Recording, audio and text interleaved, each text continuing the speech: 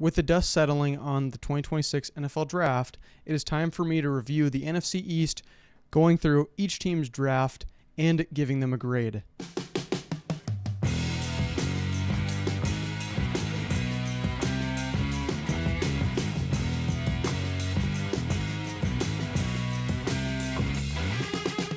Before I get into the drafts, I would appreciate it if you guys go down and subscribe, turn on the bell to help me grow my small channel. I only have less than 100 subscribers and I'm getting consistent viewership. I just need the help from you guys to really grow this channel. Plus, it would be really cool for you guys to say, I was here before he was at 100 subscribers if I really pan out. So it would definitely help as a small channel. So if you guys enjoy this content, make sure you guys subscribe, like the video, and comment your thoughts. Thank you. Starting with the Dallas Cowboys, they had an absolute home run start to their draft with Caleb Downs falling to them at pick 11. I thought he was easily a top 10 player in this class, potentially even, top 8, top 7-ish. I thought the Commanders could possibly take him at 7. And Downs falls to the Cowboys. They trade up one slot with the Dolphins and take him. This could totally transform their defense in the back end. The one potential concern with Caleb Downs is his athleticism might not be truly great, but it's still above average. So it's really not too big of a concern. Downs is a true leader. He knows exactly what he's doing. People say he's a Hall of Fame person and he has a Hall of Fame work ethic. And it's a great way to rebuild this defense. So Caleb Downs, what an amazing pick. Now on to their second first-round pick. And they actually traded down 3 spots to select Malachi Lawrence. So they trade up for Caleb Downs, down for Malachi Lawrence. They get a true pass-rushing edge rusher to play opposite of Donovan Ezeraku. So they have a great defensive line when it comes to stopping the run on the interior, and they can get home to the quarterback at edge. I think it's a good pick. To me, a little bit early. Not totally certain that he was a first-round type of player. I had him as an early second-rounder.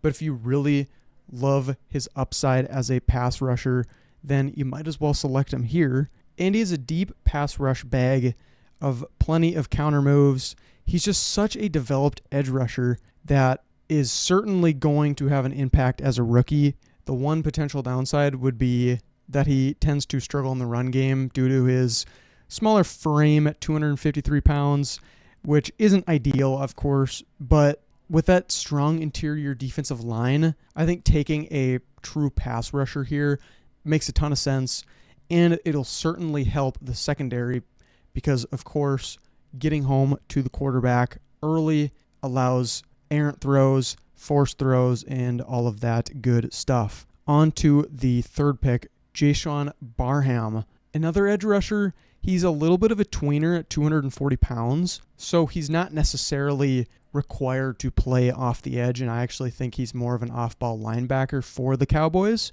So a versatile chess piece in a way with Barham, so he can help in the run game because he is a very good run defender. The one thing is he is a liability in coverage right now.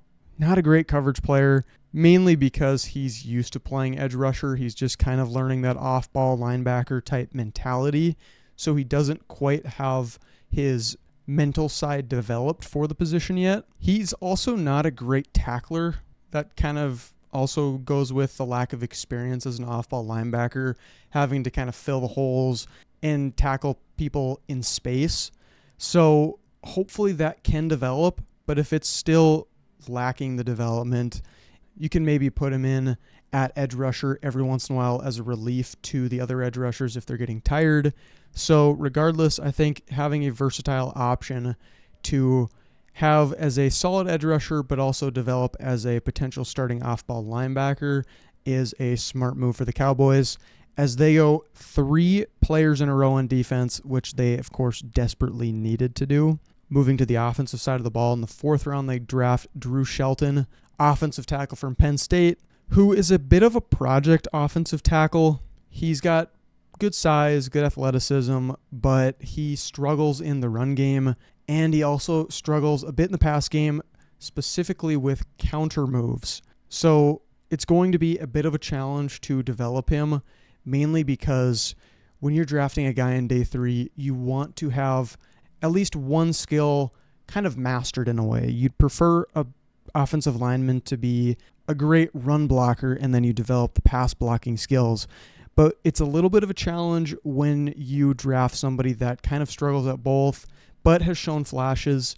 So it'll be an interesting project for the Cowboys, and I believe it's probably where he should have gone, but that 4th round range due to the risk. But with that good athleticism, it gives me the optimism that he's going to develop at some point in his career. Possibly the steal of their draft is Devin Moore. I really like him for the Cowboys. He's a really good press man corner, and he's also a really reliable tackler, which of course is very beneficial, specifically in the run game. But there are injury concerns with his shoulder. He's also got concussion problems in his past and back problems. So it's something to really monitor. Can he stay healthy? And he also struggles with penalties. So can he clean up the penalties on the field? Specifically, pass interference penalties, of course, very common for these press man corners. And then another pick in the 4th round. They had 3 4th-round picks, which is crazy. LT Overton. I like how they kind of got a different blend of edge rusher throughout this draft, with Malachi Lawrence as a true speed rusher, Jayshon Barham as kind of as a hybrid outside linebacker / run defender.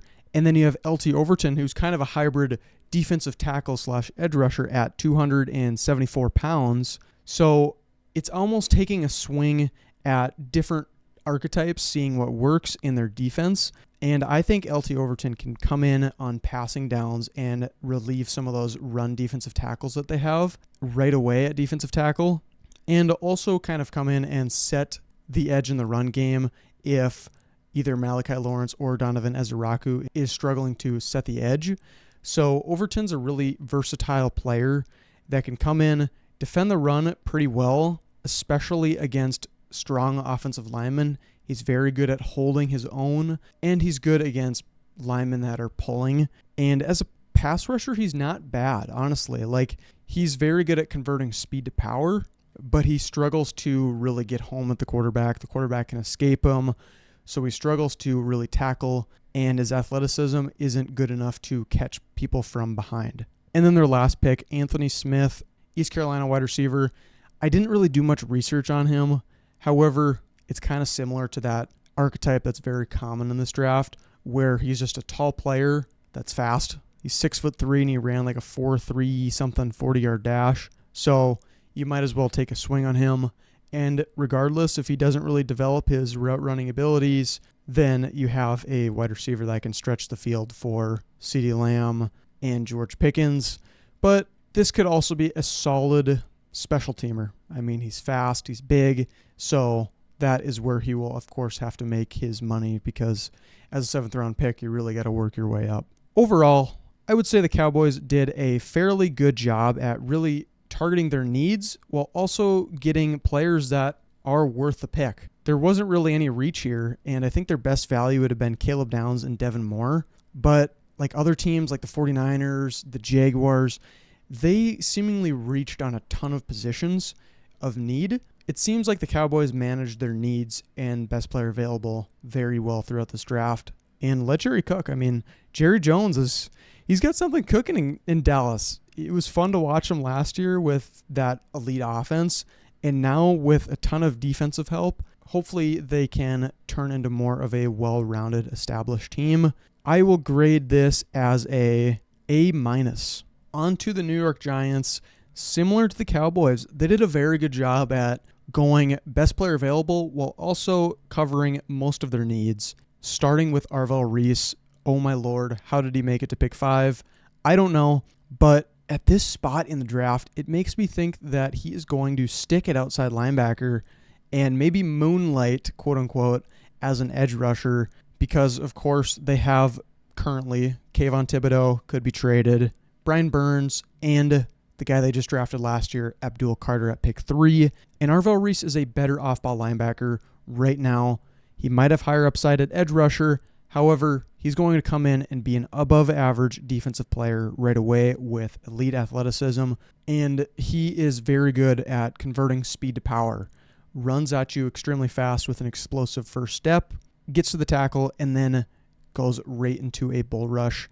It is great. It shows off his strength, but also his explosion, which of course is very intriguing. But the one problem is he's not great at counter moves. He needs to have a little bit of a better pass rush plan and develop more tools to his game plan. But he's very raw, elite athlete, and if he has a strong work ethic, he will turn into a all-pro level edge rusher / off-ball linebacker. On to their next pick. Of course, this pick being from the Dexter Lawrence trade from the Bengals. They went offensive line. Kind of a surprise. However, you got to protect Jackson Dart, give him the best chance to succeed. And of course, with the top 2 wide receivers off the board, you might as well go ahead and take a very good offensive tackle. Francis Mauigoa is going to come in, start right away on the offensive line at guard or at tackle, depending on what really happens. If there's injuries, then he can play tackle, of course. And Mauigoa is such a reliable player. He's good at run blocking. He's good at pass blocking. You really can't go wrong with him. The one possible concern would be counter moves. He can struggle against counters every once in a while, but overall, Mauigoa is a very safe pick that is going to be a Pro Bowler, I'm sure, at some point in his career. Those 2 picks were great and all, but let's talk about Colton Hood in the second round.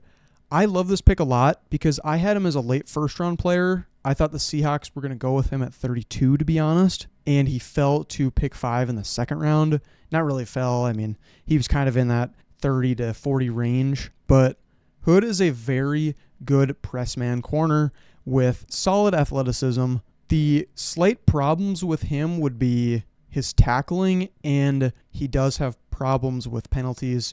Similar to Devin Moore, the Florida corner that the Cowboys drafted, he can struggle with penalties because of that press man mentality, but he's a very versatile corner who can play any coverage, and I expect him to start right away, of course. And it's a massive need. The Giants desperately needed secondary help, so Hood will certainly do that. Another need for the Giants was wide receiver, and Malachi Fields fell to them in the third round. It was great value for him, and I just really like his complement to Malik Nabers. He's just a different receiver. Nabers is this speedy athlete who will get open, great after the catch, while Malachi Fields fills in the hole of a true jump ball receiver. He's great at contested catches in the red zone. He might even have 8 touchdowns as a rookie. If he comes in, starts on the outside right away, I could totally see that happening. He's not a great athlete, of course, with his size,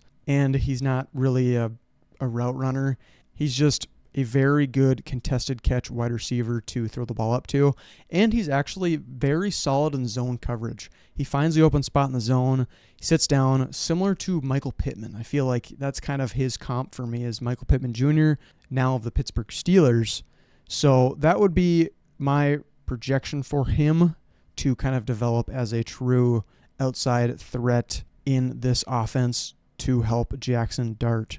On to their 6th round pick, the first of 3. They go with Bobby Jamison Travis. I did not really know much about this guy until I did research for this video, and just kind of looking through, he's just a really good run defender that has a strong anchor. Of course, that's good, especially with their edge rushers on the outside. Having that strong 320-pound frame in the middle is going to be beneficial in preventing teams from running up the middle and running through them. Of course, with that being said, he does struggle as a pass rusher. Not bad, but he only has 1 sack in his college career, so he's not going to be much of a factor in the passing game outside of taking up space and maybe disrupting the pocket. On to J.C. Davis, who has a nice frame. He's got long arms, really no problem sticking out at tackle, but he really struggles in the pass game, specifically to speed rushers, which, of course, the NFL has transitioned to speed rushers off the edge. So it's going to be a problem for him. Hopefully he can develop that part of his game, but with his long arms, and he already has the run blocking fairly developed. His only major hole is his pass blocking. So a decent pick. Like I said earlier, it's important when you're drafting somebody on day 3 to take somebody that has something developed, whether that be in the passing game or the running game. Just find somebody that has a skill, and then hopefully they can develop another skill at the NFL level and become more of a well-rounded player. With their last pick, they took Jack Kelly. So I'm not a huge fan of him. He's kind of average at both the passing and run game. I would say he's a little bit better in the passing game with his zone coverage awareness, but in the run game, he diagnoses the plays pretty well, but struggles with his pursuit angles. He can overshoot pursuits and struggle to throttle down, which of course will be a problem at the next level, especially with faster, more twitchy running backs that can just, juke around him. Overall, I would say the Giants had a really strong first 2 days of the draft, and then they kind of struggled in day 3, but it's 6th round picks. Are you really going to find a starting player in the 6th round? It doesn't happen very often. Not saying it can happen, but I am going to value day 1 and day 2 mostly in this grade, and I am going to give this an A-.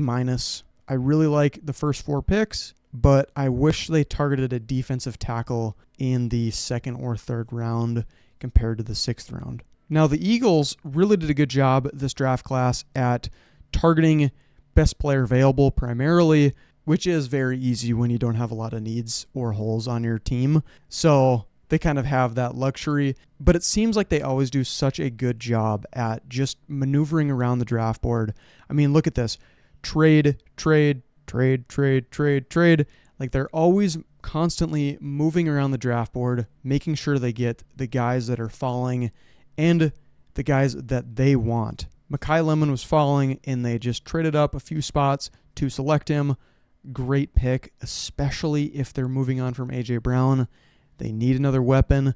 Now, Lemon, of course, is not A.J. Brown. He is not a big receiver. He's actually more like Devontae Smith, but they're not totally similar players. Mekhi Lemon is very good at catching the ball. He is such a gamer, I would say. Very similar to Amon-Ra St. Brown. He's not the fastest guy, but he's still a decent athlete, especially after the catch. He's very, very good. Solid route runner, of course, and he's very good with contested catches, despite his size. He's kind of got that dog mentality. So overall, just a very good player that's going to be such a reliable option for Jalen Hurts. Then Eli Stowers is kind of that crazy upside pick. He's 6'4", but he's only 239 at tight end. So he might be playing in the slot a lot more than most tight ends. He can be moved around the offense. Not really an inline tight end, so he's not going to replace Dallas Goedert totally smoothly, but Stowers is going to be a great option in the passing game to really provide a mismatch nightmare. He's going to be that replacement for A.J. Brown in terms of, just chuck it up to him. He's down there somewhere, and he'll make a play on the football. But the main problem is he is not good in the run game. Not a bad run blocker, but certainly not great. He doesn't have a lot of play strength, which is pretty obvious because he's only 240 pounds going up against these bigger and stronger edge rushers. So that is going to be a part of his game that he's going to have to develop. Speaking of developing, Markell Bell in the 3rd round. He's massive, 6'9", 346. Didn't allow a single sack at Miami last year. Great pass blocker, good athlete, great grip strength. He just struggles in the run game to really move defenders, primarily because he's 6'9". He's not great with his leverage because he's so tall. So that's going to be difficult because that's not something you can really develop because he's tall. But maybe he can be taught to sink his hips a little bit more, to provide more leverage, to use that great strength and grip strength that he has. In the 5th round, as a Bison fan, I love to see it. Cole Payton gets selected. Similar to Mekhi Lemon, they see players falling and they go up and get them.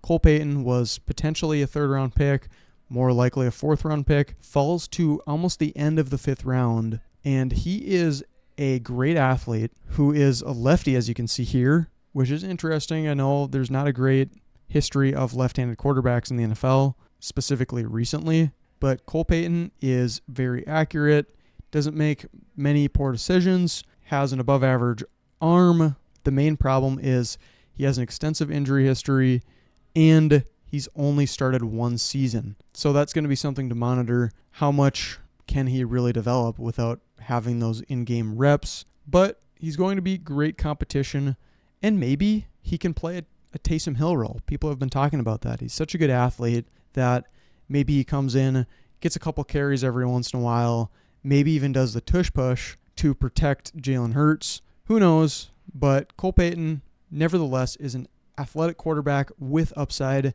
and taking him with a late 5th-round pick is a good idea. Into the 6th round, they drafted Micah Morris, Georgia offensive guard. He's a solid player, nothing to write home about. Bit of a reach to me. He struggles with hand placement and pad level, but he has great strength. So if he can kind of clean up the technique issues, he can be a great run blocker in the NFL. And he's a decent athlete, so in the pass game, he'll be a solid option as well. Honestly, if he can clean up the technique, then he could potentially develop into maybe a starter, but that is going to be a significant challenge. Then they have 3 7th-round picks going with Cole Wisniewski, former NDSU player turned Texas Tech Red Raider. Pretty good pick to me. I mean, he was such a good player at NDSU. People valued him as a 2nd to 3rd round player, and then he gets injured, misses a whole season basically, and then is kind of up and down the last 2 years. But overall, he is a hybrid safety / linebacker that is great at covering tight ends, but struggles to cover wide receivers, especially wide receivers that are twitchy and have good short area quickness. He's a solid run defender, and he is a pretty good ball hawk as well. He got tons of interceptions at NDSU, but kind of slowed down at Texas Tech. And then they drafted Uwar Bernard, a Nigerian player who doesn't have a lot of experience with football. However, he is a freak athlete with great measurables, 6'4", he's over 300 pounds, and he runs like a 4.6. The one problem is he's not really bendy, so he can't really be an edge rusher, but he could be an extreme presence on the interior defensive line if he can pick up football quickly. And of course, the Eagles with Jordan Mailata have done that in the past with him being from Australia. So as a developmental prospect, I think he is elite. But of course, the odds of him hitting are very low, but you might as well take a flyer in the 7th round. Lastly, they drafted Keyshawn James Newby, who is a smaller edge rusher that is a decent athlete with good bend and technique. However, he struggles in the run game due to that light frame. So he's going to have to put on some weight and be more effective in the run game in order for him to get on the field on defense. Overall, I think the Eagles did a solid job at going best player available, especially with their first 4 picks, and I really like the Uwar Bernard pick. I'm giving this a B+. I think it was a very solid draft, but I think they should have went edge rusher earlier in the draft. So that is kind of the major question mark in this draft. Last, but certainly not least, the Washington Commanders with only a few picks. Got a 1st, a 3rd, a 5th, 2 6s, and a 7th. So not a ton of early picks, but I think they did a really nice job at taking best player available when they could. Sonny Styles was an incredible pick at pick 7. I thought he was certainly going in the top 5, especially after his elite combine performance.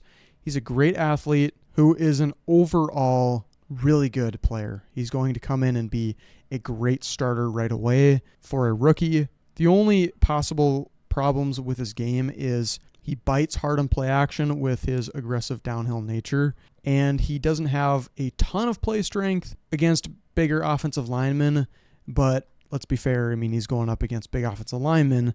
You can't expect him to have that true play strength. So not a lot of weaknesses to his game, and he's just a really good player overall. In the 3rd round, they snake Antonio Williams, who I had him as a mid-2nd round player, and they desperately needed another wide receiver. They have Terry McLaurin, who is aging, and that's about it. Luke McCaffrey, who hasn't done anything in his career, is not going to be a problem for Antonio Williams. He's going to come in, start in the slot right away.